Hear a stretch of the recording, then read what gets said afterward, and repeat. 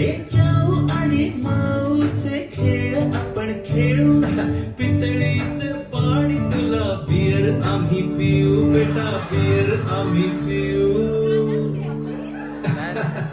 केवलशा भात केलीत भांडी खेळू छोट्याशा कपातला चहा आम्ही पिऊ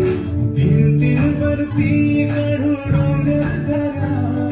फुले आणि उंच उडणाऱ्या पऱ्या बोलून आले आईचे तेज बोलून आले आईचे तेज मायेची सेज साजून